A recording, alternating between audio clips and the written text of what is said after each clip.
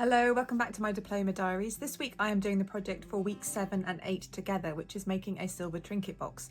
I've never tried to make any kind of box or container before, but I have done some soldering of some quite large pieces, so I'm hoping it all goes okay. I think the biggest issue I'm likely to encounter might be fire stain, but of course that won't show itself until the very end. So I'm going to crack on, start making and see how I go.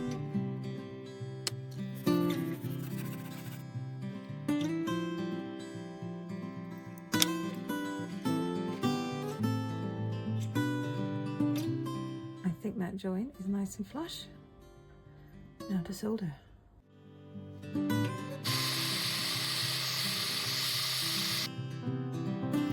first solder join looks okay.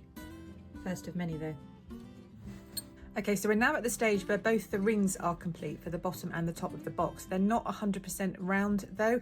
It is difficult when I've got a mandrel and a slightly too small dapping post with which to work on, but I'm going to anneal them again, I think, and just try one last time to get them completely round, or as round as I can, before I solder on the top and the bottom. It certainly looks round, doesn't it?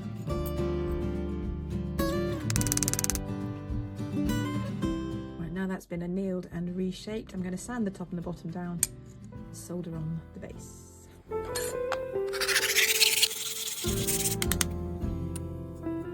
So I think this is as round and as flat as I'm going to get this. I'm going to just go for it and try and solder on the first large piece of sheet. Now, one thing I don't want to happen when I solder this onto the base is for the initial solder seam to open up. So what I'm going to do is use some yellow ochre paint here and just paint over that. Now what this does is it literally makes the solder seam dirty so the solder won't flow. So with any luck, it will stop any solder running from out of that seam.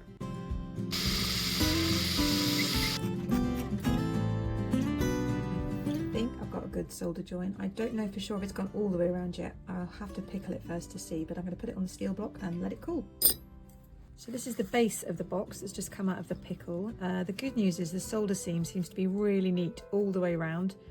Very little excess solder, and the yellow ochre paint seems to have protected the seam. So next step for this one is to saw it out.